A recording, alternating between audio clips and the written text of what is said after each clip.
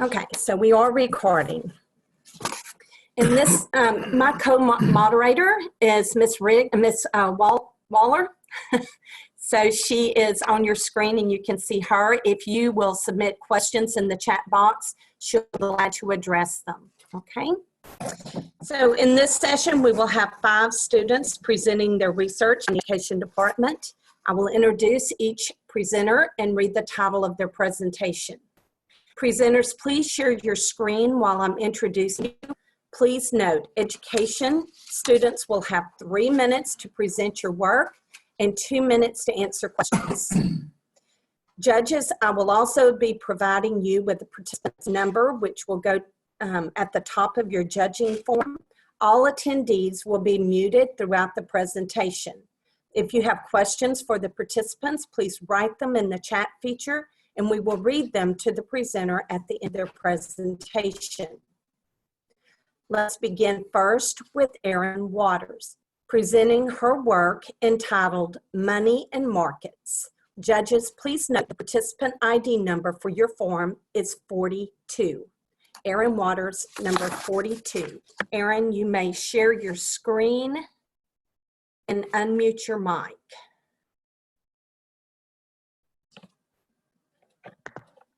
Your screen is disabled. Uh-oh. Hold on, one moment. Let me see if it's happening from my side. Okay, try now.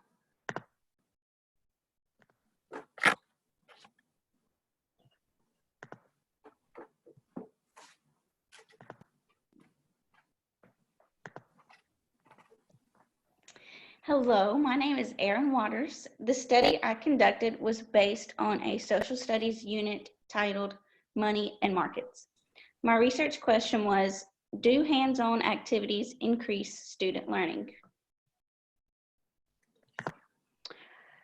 The class I surveyed consisted of 17 second grade students. There were 8 boys and 9 girls. Of the 8 boys, 5 were Hispanic and 3 were white. Of the 9 girls, 6 were Hispanic and 3 were white. This is the pretest. It consisted of 8 multiple choice questions, 3 fill-in-the-blank questions, and 1 constructed response question. The class average was a 63F. We started this unit by having a market day. During market day, students bought materials and made items for their classmates to buy. The students were each given $20 to buy supplies. They were also given a budget sheet to keep track of their spendings. Students then shopped at their friends' stores and bought the items with the money that they had left over. So the benefits of market day were learning how to make a budget, and they also learned how to make money. This unit was cross-curricular, incorporating both social studies and math. These are the standards that the students were supposed to be in charge of. This is what their goals were. And this is the post-test. It's the same as the pre-test, but the class average was an 82C. This is all of the students' scores on their pre-test, their post-test, and then their growth. So as you can see, 2 students did not show any growth. Well, they actually decreased. 2 students showed minimal growth, and then there was 1 student who showed exponential growth.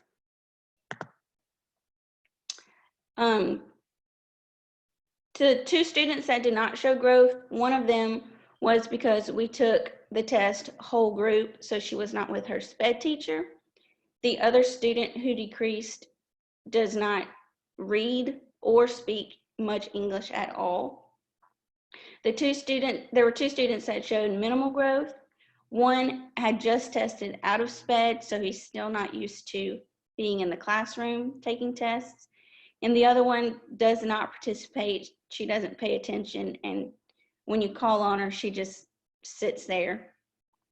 And the one student that did show exponential growth, although she did not know much about the subject, she was always willing to participate. She asked questions and she answered questions. So in conclusion, my research proved that hands-on activities do increase student learning. The end. Thank you very much, Erin. And if there's any questions, go ahead and type them into, sorry. If there are any questions, go ahead and type them into the chat box, and Ms. Waller will ask Erin the questions.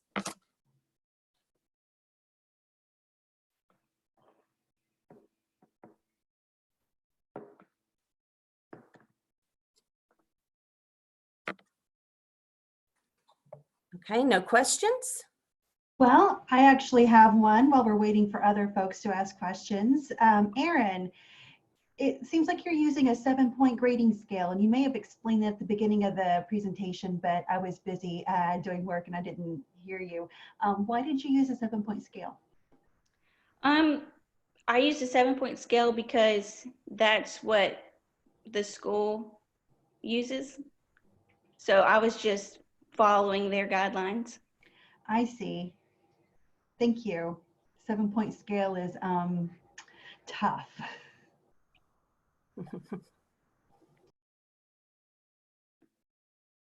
Anyone else have questions?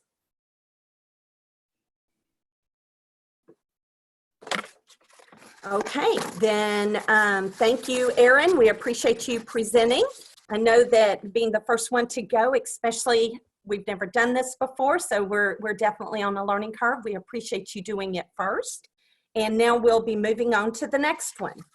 So next we have Caitlin. And Caitlin will be presenting her work on magnetism and static electricity.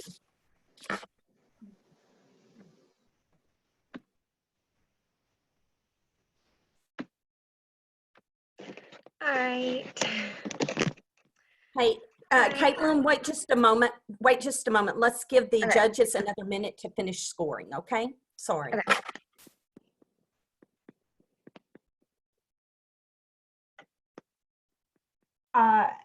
Tina, while we're waiting, I just received a question for Erin. Is it okay if she goes ahead and answers that, if it's brief? Absolutely. Great. Should I stop sharing my screen? No, just leave your screen up, Caitlin. Okay. That's fine. Okay, Erin, how long was your unit? How many days? It was 5 days, and the market day was the week before. Thank you. And Tina, we have a question. What Caitlin's number is? Could you go ahead and give that again, please, ma'am? Yes, Caitlin's number is 43. Thank you.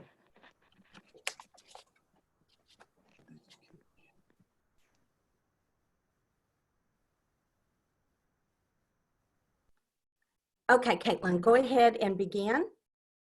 Okay. Hi, my name is Caitlin Lindsey. I'm going to be presenting a comprehensive unit plan that I taught in a 3rd grade elementary classroom.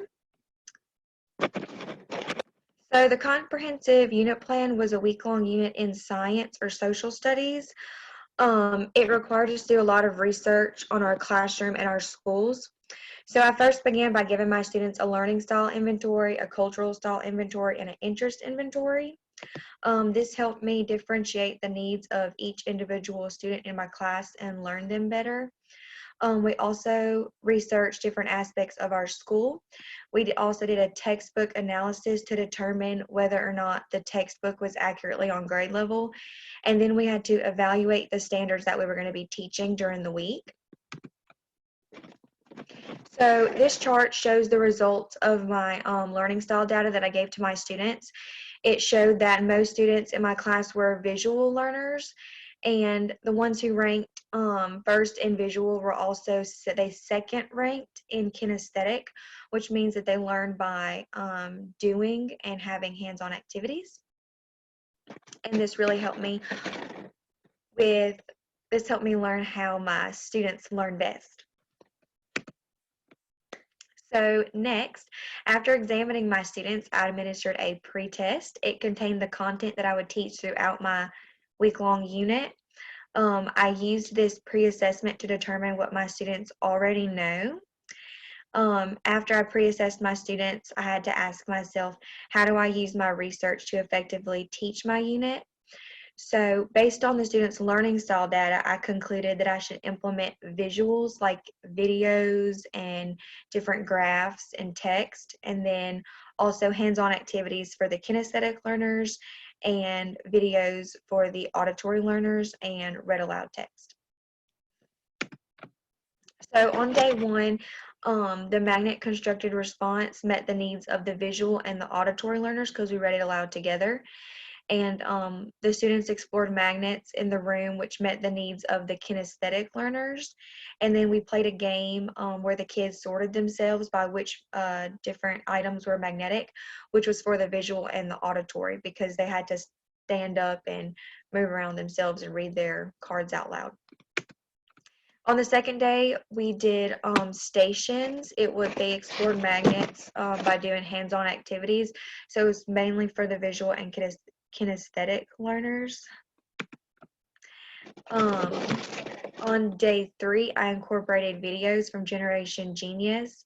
The videos were either followed by experiments, classifying vocabulary, cold read task. In this way, I was able to meet the needs of all 3 learners, visual, auditory, and kinesthetic, by using these activities.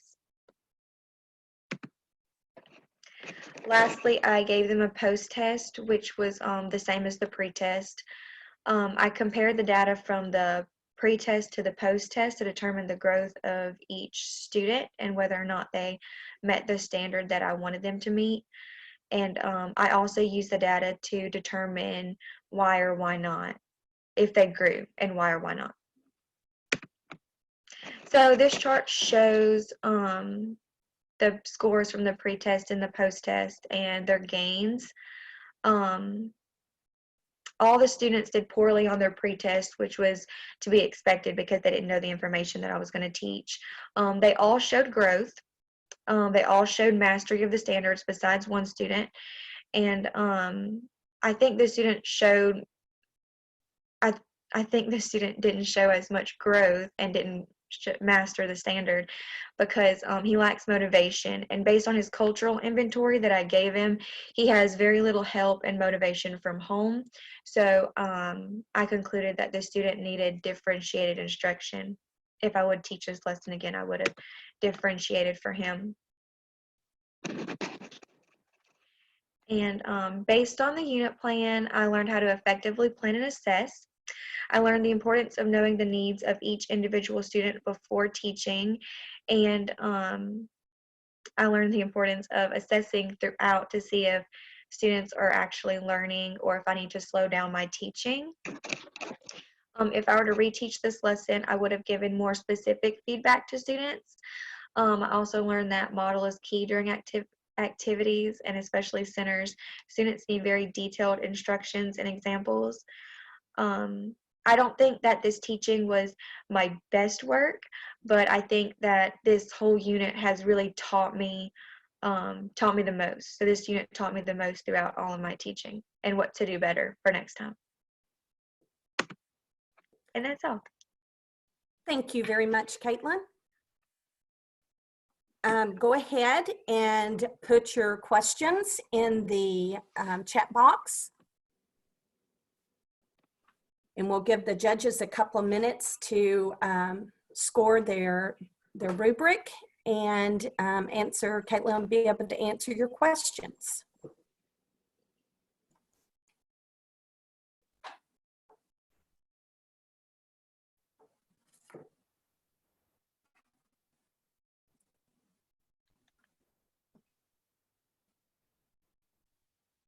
Sure.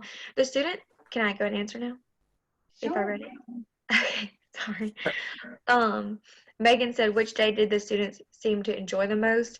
They seemed to enjoy the stations the best because it was more independent. They got to do it themselves, and they got to, it was hands-on, and they were in groups, and they really enjoyed that more than just sitting and watching a video and doing an experiment. I mean, they enjoyed that too, but mainly they liked working by themselves and exploring themselves.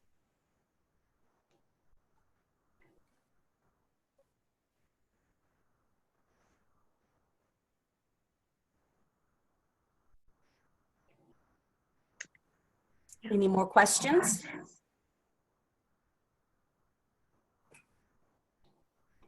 We have about another 30 seconds or so if the judges will go ahead and wrap up their rubrics.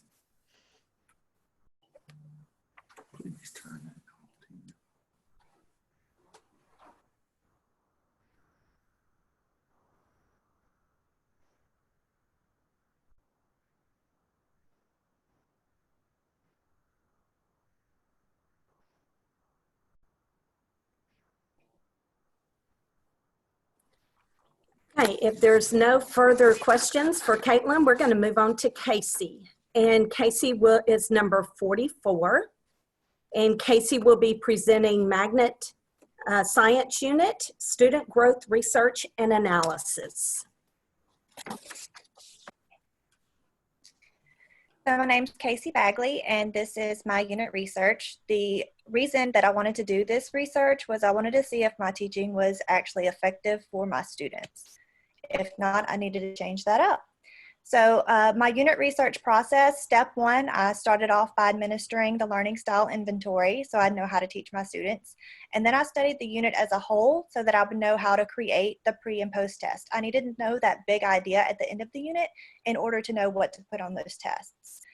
Step two, I planned the individual lessons for the unit, and then I taught the unit. And during step three, I administered the post test, and I compared the pre and post test data to see if the students grew or if they didn't grow.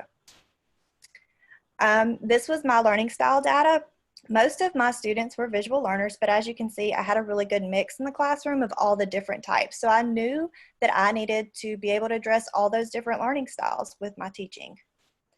For the auditory and visual students, I chose this as their hook for the unit. These were really interesting articles and the kids absolutely loved them. They also had videos that went along with them. So the videos went into a little bit more detail after I read the articles and the kids read along with me.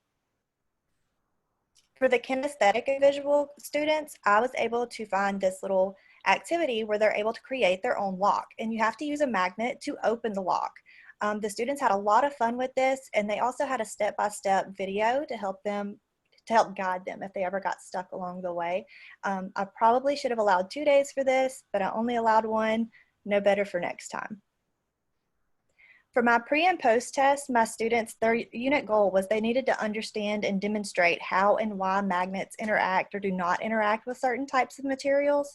Every question on the pre and post test, they go straight towards that unit goal. So I really wanted to make sure that my students understood what it was they needed to know at the end of the unit. So with my student growth data, the majority of my students did grow. I even had an outlier who grew 70 points from her post-test to her pre-test. Pre-test to post-test, yeah. So I was very impressed with them. They all did very well and all enjoyed the unit. I did have 5 students out of 24 that either regressed or they didn't show any growth. One of those students was a regular education student. She had some home life issues going home that, you know, I wasn't aware of at the time. Had I known, I probably would have approached some of the things different with her. And the other 4, they have IEP accommodations where they had to have their test read aloud. And there were some difficulties with that day to where it wasn't their normal surroundings, and there were a lot of interruptions. So for them, I believe that's the reason why they didn't really show any growth. So in conclusion, my whole class average growth with the outlier was 22.9 points. The whole class average growth without the outlier was 20.8 points. My boy average growth was 22.7 points, and the girl average growth with the outlier was 23.3 points. Now, I've read research that shows that especially with hands-on activities and in science and social studies, your boys will have more growth than your girl students almost every time. With the outlier, it shows that my girls actually beat my boys. But if I was to take her out, the girl average growth was 17.5 points. And in that case, the boys would have succeeded in their growth and not the girls. So that's the end of that. Thank you very much, Casey. And again, if you will go ahead and put your questions in the chat room, then we can follow up with Casey for any questions.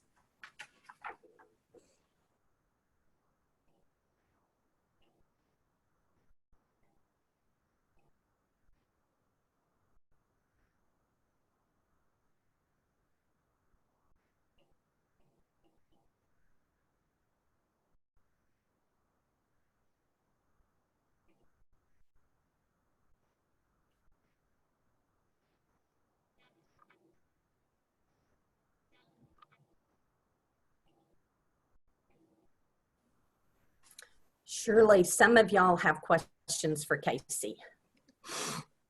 I'm just going to go with I did so well, they don't even have any questions. You did do very well. Oh, thank you, Miss Waller. You're sure welcome. But I'm afraid to ask.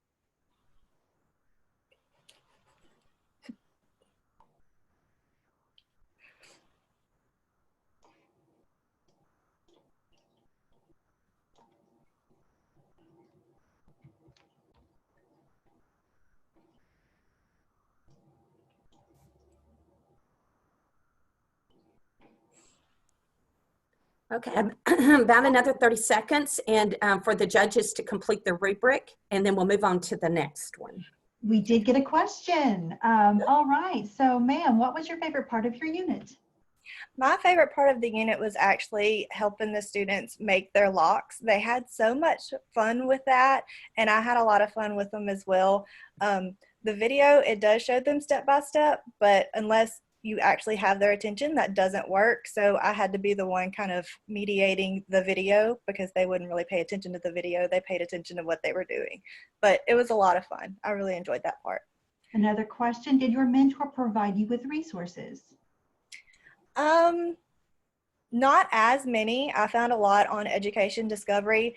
This was her first year teaching science as well. She wasn't my actual mentor. So me and her, we learned along as we went. Like, I mean, we didn't really know, but we were doing the best that we could, and we showed student growth. So I think we did really well with it. Great. And what would you do differently if you taught it again?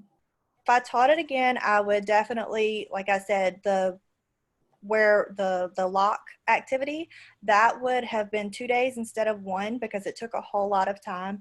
I also would have tried to make sure those students with those IEP accommodations were able to have the accommodations the way they were used to instead of what ended up happening at the end. There's actually a lot that I would change just because, you know, I'm still a student and I'm still learning, but those are probably the main things right there. Thank you. Okay, it's time to move to the next one. And I realized, but I just realized I have the first script that I was sent, and the other day when we practiced, we might have had you in a different room, but the only ones that would affect are the education students, and you're all here online. So I do apologize if there was some confusion on you're presenting a little earlier than what you thought you would be presenting. Okay, so we're going to move on to Hope, and Hope's number is 47. And Hope will be doing her work or presenting her work entitled Astronomy. And 47 is her number again. And Hope, you may begin. All right. My name is Hope O'Brien, and I did my lesson on astronomy. I am in a rural elementary school in Grant Parish. The demographics, there was 24 students with equal number of boys and girls. One student is not present during the lesson because he goes to resource, And then one student has an IEP to help him do his work because he can do his work, but he just needs that extra motivation and to help to stay focused. So I did a learning style inventory on the students. With it being a first grade class, I was not surprised that most of the students were visual learners. I did have some kinesthetic, but I was shocked to find that there was no girls that were just kinesthetic learners. I did have one who was a multiple, and she was both visual and kinesthetic. So I did the pre-test and the post-test for both of them. I read the test to the students. That way I knew that they were getting the question and the possible answers correctly. That way they could understand what they were actually. The unit goal was for the students to understand the patterns of the motion of the sun, moon, and stars in the sky and how they can be observed, described, and predicted. The test was a 10-point grading scale with 5 multiple choice, 5 fill in the blank. Some of the questions were, what is astronomy? What planet do we live on? And for the multiple choice questions, I had like one nonsense one, which would be like, what planet do we live on? I might have threw in like, say grass or something. And then the others were basic answers of what really could be the answer. And then for the fill in the blanks, I'm trying to figure out how to. and then for the fill in the blanks, those were straightforward. There was no answers on there that could not possibly be one. So here's the post data chart for my post test. I did have students who gained, and then there was 2 that actually regressed. And the explanation, 2 students that regressed, one was a boy, one was a girl.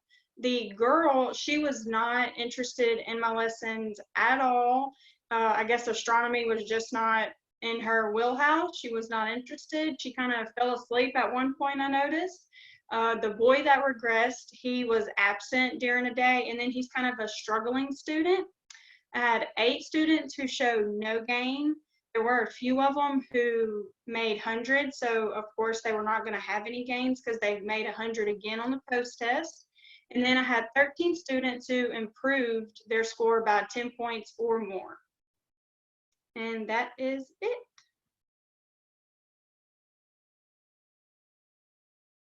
Thank you very much, Hope. Again, if you have questions, put them down in the chat and she will be glad to answer those questions for you. And we will give the judges 2 minutes while we're asking questions for Hope to complete the rubric. Okay, well, we do have a question. Fantastic. What was the most difficult part of your unit to teach? Oh, the most difficult part probably would have been the rotation and how long it takes to go around the earth and everything, just because they were first grade students. And since it was in the very beginning of the residency and I was just kind of still learning the students, I really wasn't sure how much they could actually absorb and how difficult it was going to be. Well, what type of activities did you incorporate in your lessons? We did astronomy journals at the end of every lesson. So at the end of each day, they had to draw something that pertained to that lesson. And they could draw it however they wanted to. That way it was differentiated for them.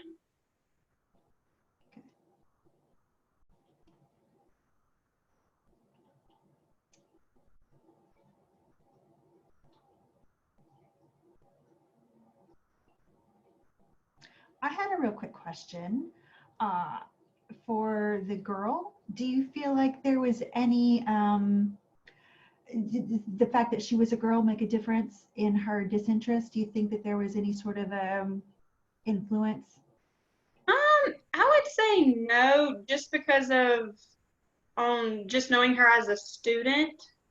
She's one of the students who she's very shy, and she's not one to always raise her hand. And then whenever you do call on her, she's one of those where you kind of have to drag it out of her no matter which lesson it might be. Okay, we have another question. What was your most effective strategy used in your unit and why? My most effective strategy, I would have to say just connecting to the students and knowing which ones to have to give that extra motivation to. Like one of them who was a struggling student, he really does not like school. One minute he can be fine, the next minute he just wants to shut down. But he loved astronomy. Like I learned early on that that was like that was his subject. So. Wonderful. Well, Ms. Hawthorne, I think we've exceeded our 2 minutes. Okay, and so now we're going to finish with our last presenter for this session, and that's going to be Brittany. And Brittany's number is number 60. And Brittany will be presenting her work on the impact of group work on students' performance.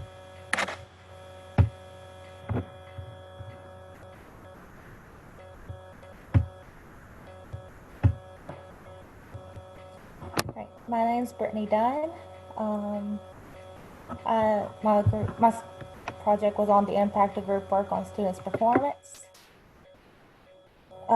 I had 11th grade, there was 13 students, and they were starting with the Cold War. They had to analyze and impact the domestic and foreign policy and explain how it helped to contain communism. The most effective way to teach this standard was I had two choices, was either I can either partner them up or have them work individually, which was what the teacher that they had mostly did. He mostly had them work individually. Gather information. I had the students take a cultural survey and an interest survey.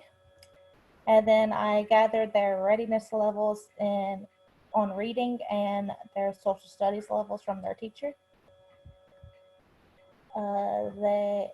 And based on what I found, they all prefer to work in a group or with a partner. So teaching the unit, I gave them all a pretest, which consisted of 24 questions. About 10 of them were multiple choice, 5 were fill in the blank, and 5 were true and false. They were grouped 4 out of the 5 days. I grouped higher performing students with lower performing students. This helped with behavioral problems too, because I made sure they weren't grouped with someone I knew that they liked to talk to. For the most part during the week, they read and analyzed different historical informational texts. They had also watched a Dr. Seuss video called The Butter Battle, which was a representation of the Cold War. For post-instruction, I gave a post-test, which is the same as the pre-test.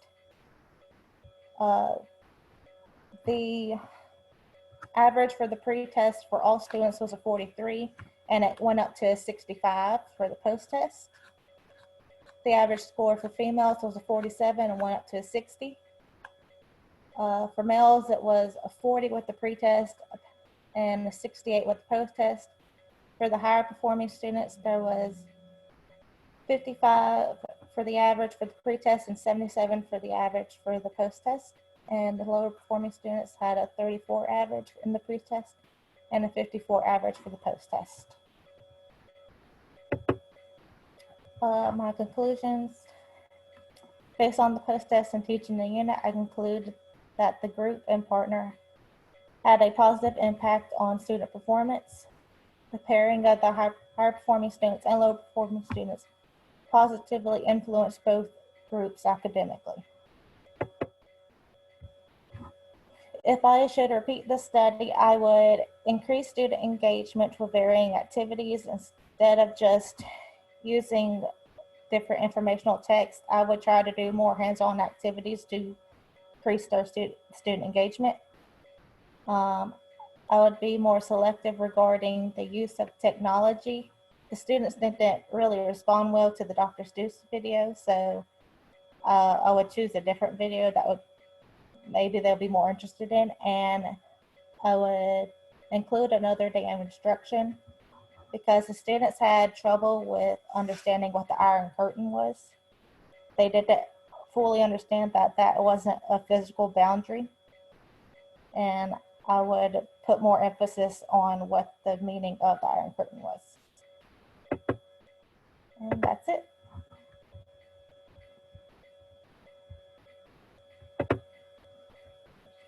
Thank you very much, Brittany. For late attendees, a link to the attendance form is available at the beginning of the chat thread. So please complete a form if you have not already. And again, if you have any questions for Brittany, please go ahead and type them into the chat box while the judges are completing their rubrics.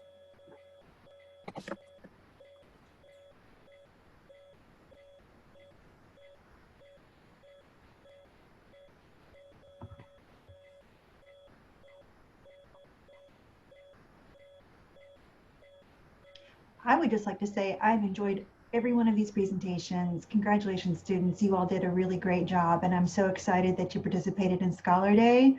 It's a real help. I mean, you're all educators, you know what it's like to stand in front of folks, but it's scarier when it's your peers. So you've done something really great today, and I really thank you. And we have a question. How did you meet the different learning needs in your class? By having the higher performing students paired with the lower performing students, I knew that the higher performing students would help the lower performing students understand what they was reading. And I went around and helped them as much as I could.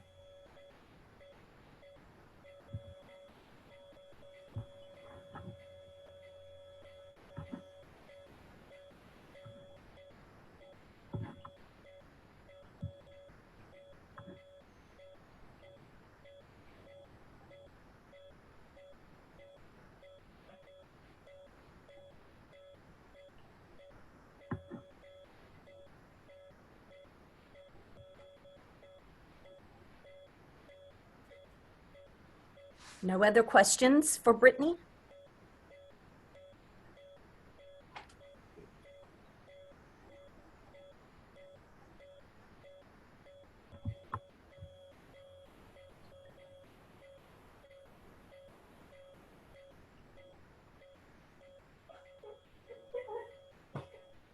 Oh, we have one. Dr. Myrick is curious, what did your teacher think about group work? He thought it was a good idea when I brought it up to him. He's the one who helped me kind of help group the students together. So, and then after that, he told me that he's seen how well it worked with the students.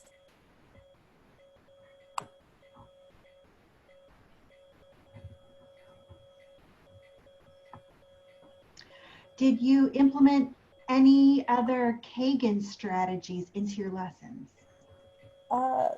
There was one day we did kind of like a gallery walk where there was a whole bunch of informational text that they needed to read in one day. So I had each group have a couple of different ones that they read, and then at the end of it, they would all share it together.